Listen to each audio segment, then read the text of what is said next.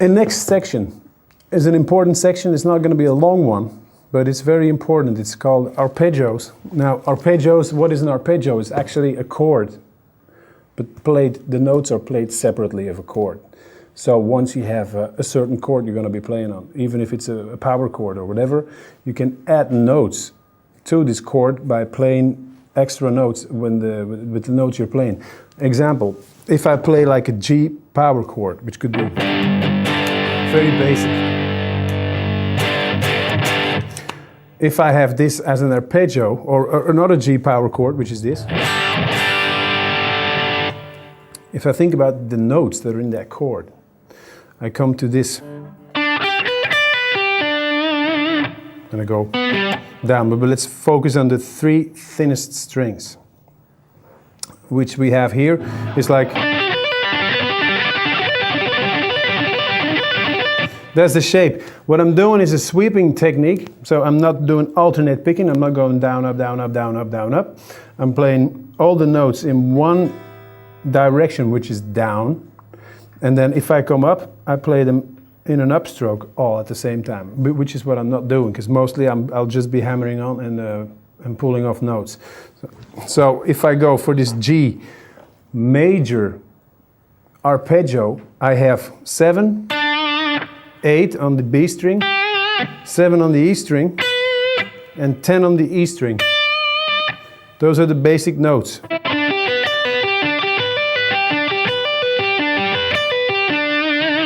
Now, it gets really interesting when I'm going to try to put an extra note on that, which is going to be this. If I put on the 15th fret, for instance, we're going to get to this.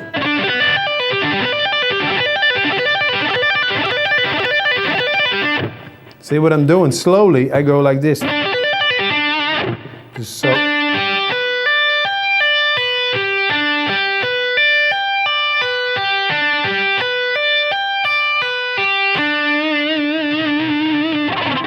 That's what I'm doing slowly. If I speed that up, it sounds nicer. It goes like this.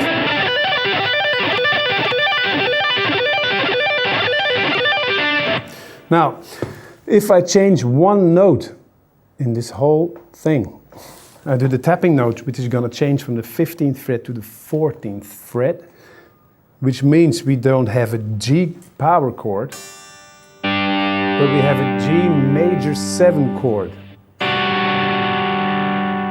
That. It's got a whole more spacey kind of thing.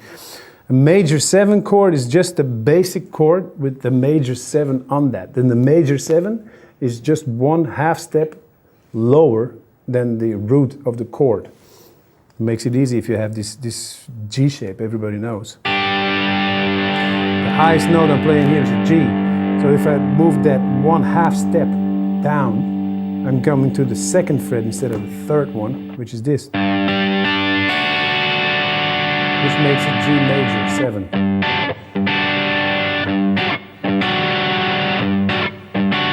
So if I play that in a sequence with the arpeggio sweeping kind of technique that I was explaining before, I just have the same notes, and instead of the 15th, I go to the 14th fret.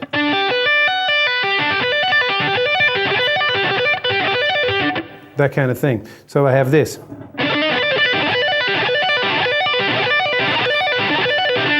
Now you see, if I do this sweeping kind of technique, it's because I'm tapping on the 14th and the 15th fret, I gotta do it on my fretboard, which is difficult.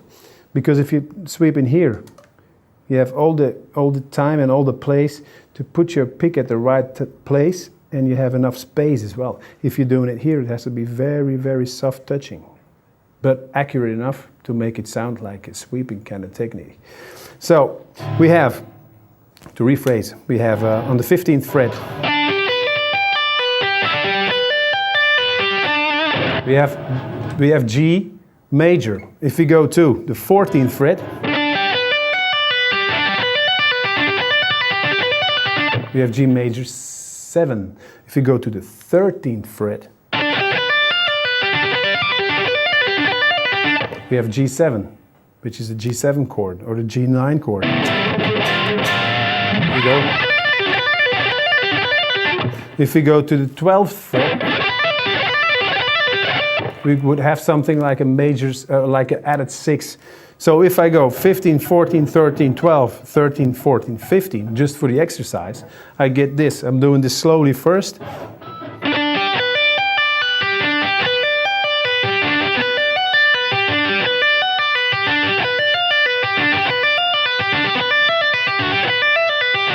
See? So speed that up.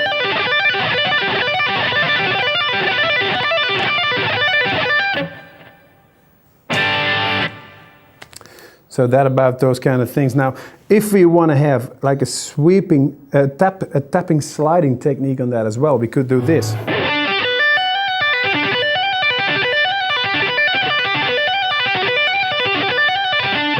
See, this, what I'm doing here is I'm sliding from the 14th to the 15th fret and I'm sliding back. So the same kind of movement we did earlier. See? Which makes it even more difficult, but it's not about making an exercise difficult. It's just using something you can use in your music. So if you have a chord that is just based around this major 7, this G major 7 kind of thing, you're just playing that now. Another thing that's very important, all the shapes I've been showing you, if this is G major, then this is F major.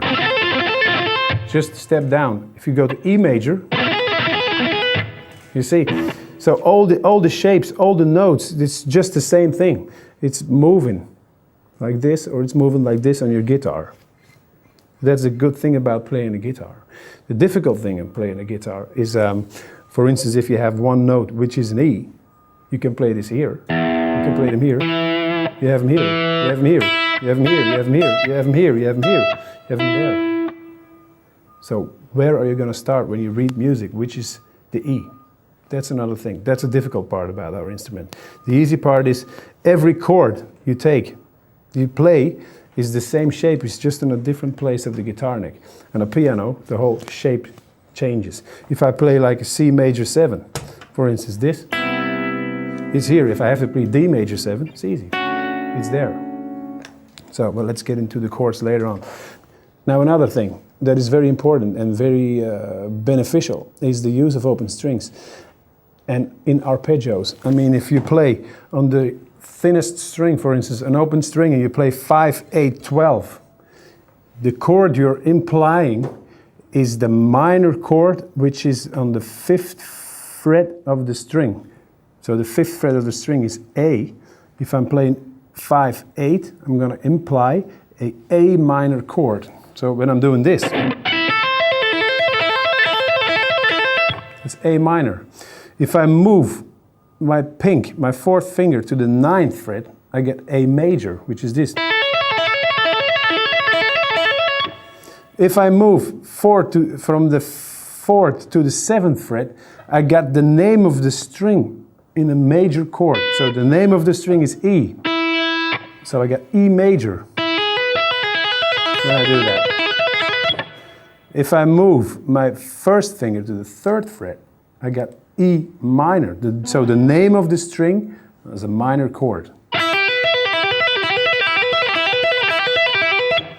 So if I do the same thinking on the B string, I have, when I play 5, 8, I have the 5th position, the note that I'm playing there, which is E, as a minor chord. So that's E minor chord, this one.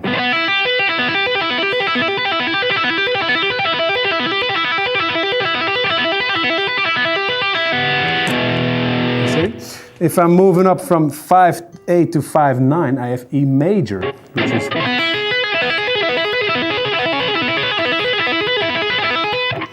If I move to 4, 7, I have the name of the string as a major chord. So that would be B, because it's a B string, it would be B major.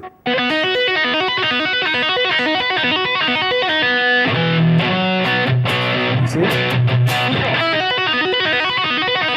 If I want to have a B minor, I go to 3, 7. If you think this whole philosophy just using open strings, you can use a lot. Almost every chord you come across, you can play just by using an open string lick. Because if I'm playing, for instance, on a D string or on an A string, the same kind of shape, this would be G minor. This would be G major. This would be D major. This would be D minor. So that's important. Now, another thing, if we talk about this kind of sweeping technique, we have a triads. And triads are like, the word says itself, 3 notes, triads. So if I think about a triad for A minor, for instance, I can go like this. And this is a technique I quite use a lot. I'm doing a sweep on 2 strings, and a hammer on, and a pull off. So I have.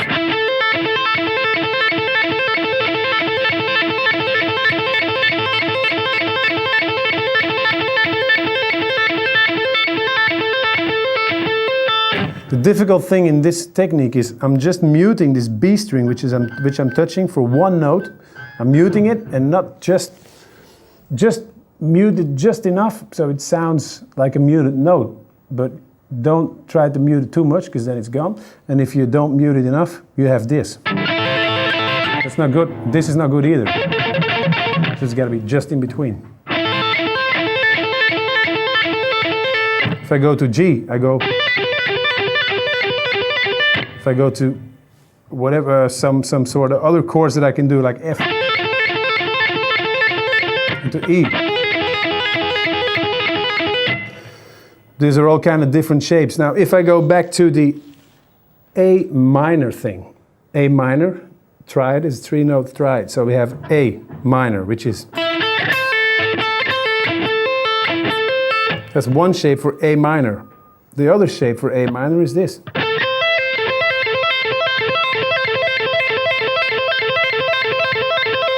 The other shape for A minor, the third one, is this.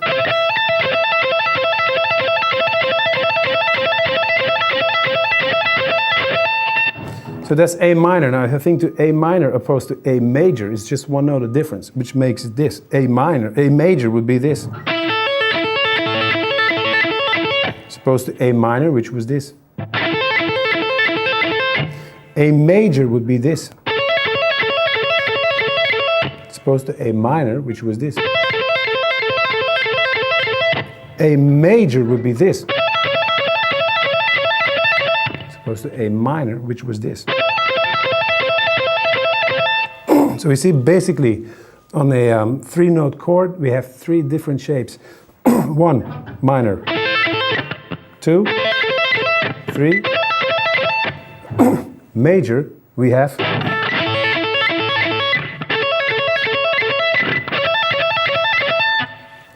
Now you think, what can I do with that?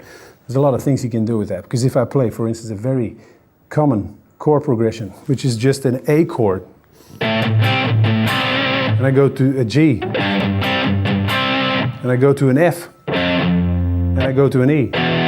So basic chords.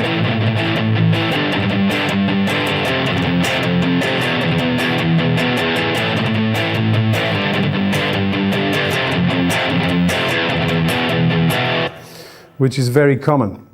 I could use like other chords which sounds more nicer, but it's not the main thing what I'm going to do because I'm using it in my backing tracks anyway. I have this A minor thing. This is the first chord. Then I go to G. Then I go to F. And I go to E. So that will be.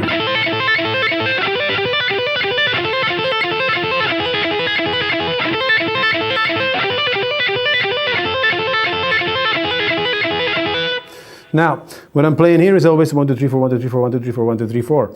If I think about 6, 6, and 4 is 16 as well. So I can go like this. See? Which is 6, 6, and 4. 2.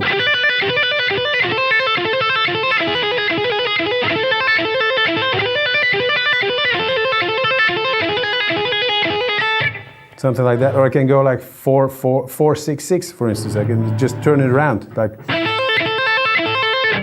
Or I can go 6, 4, 6, which would be. So it's all kind of differences. Now, what I did here was using A, G, F, E. If I use the same chords, but I'm going to play it on a different part of the guitar neck, using the same chords, I could do like an A minor, which would be here. Then the second shape that the third shape that I explained of the major ones would be for G would be here, and F major would be here, and E major would be there. So now I'm changing the whole kind of triad thing, the whole basic 3 notes, because the only thing I'm playing is 3 notes on a chord, which makes it a whole kind of different on the guitar neck. So for the, once again, I could go like this.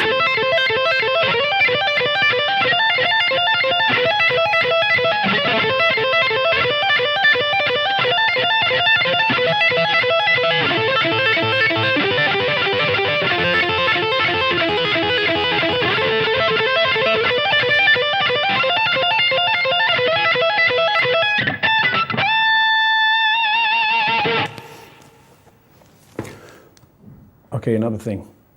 For instance, we have different chords: a major 7, a 7, and a minor 7. It's just the thing I was explaining with the G chord. It's only 1 note of difference. I'm going to use another technique now. It's going to be E major based, so an E major 7 chord, or E major 9 chord. If I think about a string skipping technique, I could do this. Those are the important notes on that. So without the tapping, I'm doing this basically.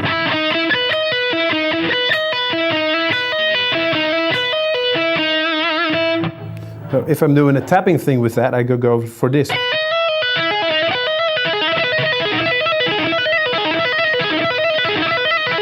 If I slow that down, I go.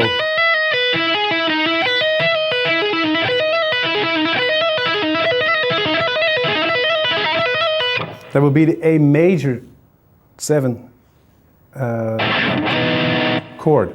If I go to E7, there's only 1 note that's different. So this note is 7, this note is major 7. Same thing here. This note is a 7, this note is a major 7. So when I come from the major 7, which was this, and I go to the 7, it will be this. Which is this shape is a lot easier for my left hand. The tapping notes will be the same note here. And this note will stay also because it's major. So in total I have.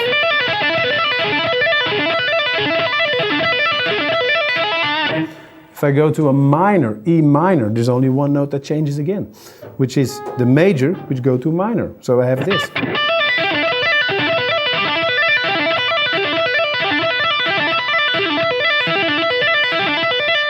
And if I go to E minor flat 5 chord, there's only 1 note that changes. And that's going to be this note, which is going to go to that. So I have, instead of this, which is minor, I have a minor flat 5, which is this.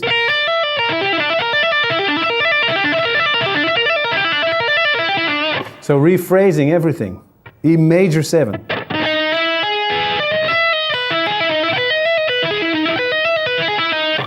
E7.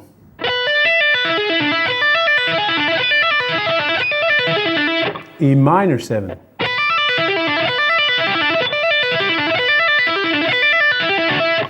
E minor 7 flat 5.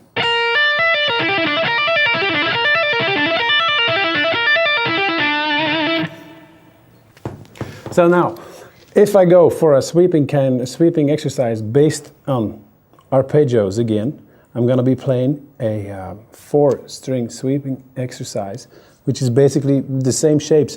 Always there's a minor and there's a major shape to keep it very easy. We have, for instance, if I play an A minor shape, we have this. So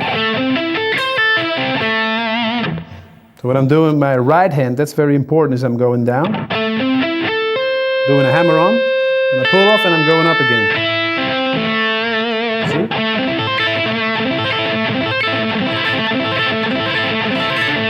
If I have the major shape, it goes like this.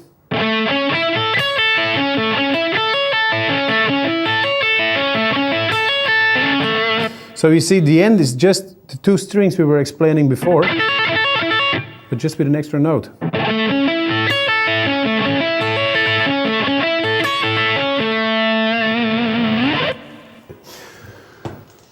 So now the exercise, what I'm going to be playing on that is a mixture of minor and major. just a diatonic thing. So it starts on an A minor, which is this. Then it goes to D minor. Then it goes to E minor. Then it goes to C major. Then it goes back to D minor. Then it goes to E minor. Then it goes to F major. And then it goes to G major. And then we're back to A.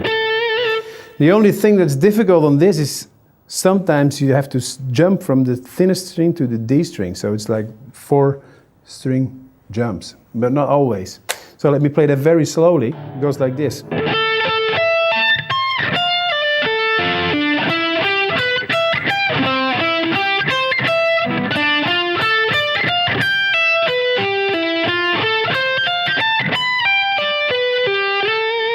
So once again.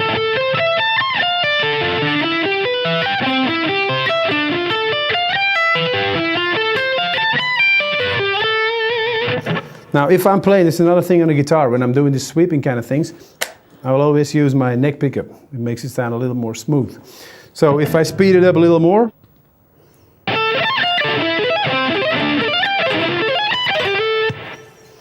so now you have a good idea about arpeggios and using them in whatever kind of music you're trying to play.